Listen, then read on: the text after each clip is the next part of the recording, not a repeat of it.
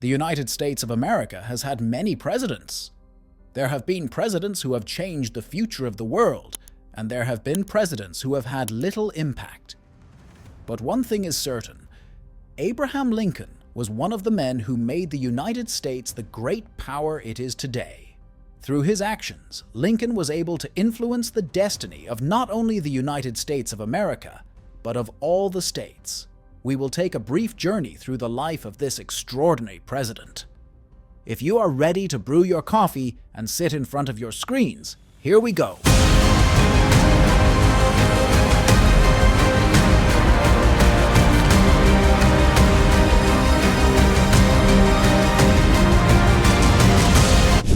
Abraham Lincoln was born in the state of Kentucky on February 12, 1812. The first child of an uneducated farming family, Abraham lost his mother to milk disease when he was only 9 years old. Raised by a stepmother, Lincoln was only able to receive a short education of 1.5 years due to economic conditions. He had to change states several times due to financial difficulties. Changing states contributed greatly to his perspective. Despite the adversity he experienced, Lincoln had a great love of learning. Lincoln, who spent most of his childhood reading, was particularly interested in history. He was constantly reading books on British and American history. He was also quite athletic and strong compared to his peers. Lincoln, who was 1 meter 93 centimeters tall, was very talented in wrestling.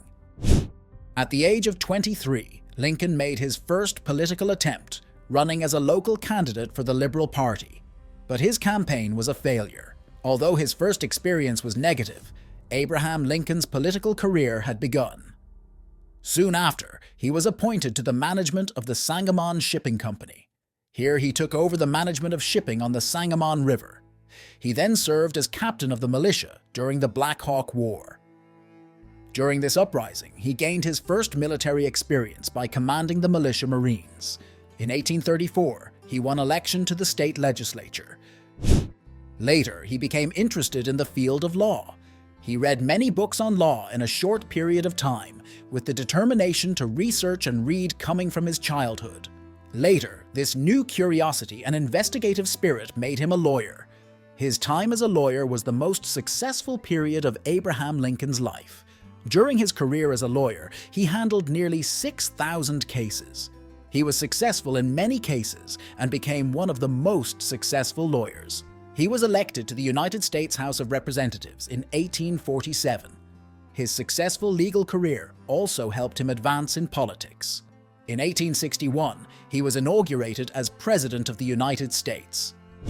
The abolition of slavery was one of the most important promises Abraham Lincoln made when he ran for president. Thanks to the 13th Amendment, he announced the abolition of slavery as soon as he took office, just as he had promised. But the consequences would not be so simple. In the southeastern regions of the United States, the economy was based on agriculture. These farms grew things like cotton and sugarcane, and slaves provided the necessary labor. Abraham Lincoln's idea did not go over well in the southern states. There was not much interest in Abraham in the southern states during the election. His opponent, John C. Breckinridge, led the election process in the southern states. But in the end, Abraham Lincoln won the election with 39.8% of the vote. Abraham fulfilled this promise, which seemed impossible at the time, but he continued to face opposition from many southern states that had built their system on slavery. After Lincoln's presidency began, and he began to fulfill his promise, 7 southern states declared their independence. These 7 states were South Carolina, Mississippi, Florida, Alabama, Texas, Georgia, and Louisiana. These states formed a new state under the presidency of Jefferson Davis called the Confederate States of America. Later, the states of Virginia, Arkansas, Tennessee, and North Carolina joined the Confederate States of America. Dual powers were established in Kentucky and Missouri. One supported the United States, the other the Confederate States. A state of war was declared in Maryland, and the state was not allowed to secede from the United States. The state of Delaware remained neutral. In this two-headed situation, conflict and war were inevitable, as you can imagine, and war soon broke out. Lincoln rationally wanted to end the war with minimal damage. After all, The people they were fighting against were the American people. Abraham Lincoln, who wanted to get out of it without disrupting the unity of the country, had to fight with his opponents in the Senate as much as he had to fight in the field. On the other hand, rumors about his wife made Lincoln's job even more difficult. Rumors that Abraham Lincoln was having problems with his wife and that he was going to divorce her were everywhere. His wife's brothers turned against him because of the rumors and joined the Confederate Army. Of course, these were all the difficult responsibilities of the presidency at that time. On top of all these problems, he lost his 12-year-old son, Willie, to typhoid fever. In the early years of the Civil War, neither side had the upper hand, but casualties were not insignificant. In July 1863, the Battle of Gettysburg was a major turning point. 75,000 soldiers from the South and 82,000 from the North participated in the battle. Both sides lost 1/3 of their troops. At the Battle of Gettysburg, the largest and bloodiest battle of the American Civil War, both Northerners and Southerners suffered thousands of casualties, and this time, the North clearly had the upper hand. However, the Union forces were greatly outnumbered in this battle. More troops were needed. Lincoln called for a mobilization in 1863. When the mobilization was announced to the public, an uprising against the government broke out in New York State. Lincoln gave his famous Gettysburg Address in 1863 to calm the people and call on them to unite against the war. In 1865, Southern General Robert Lee was captured. 2 months later, all Southern soldiers laid down their arms and surrendered. The North won the American Civil War.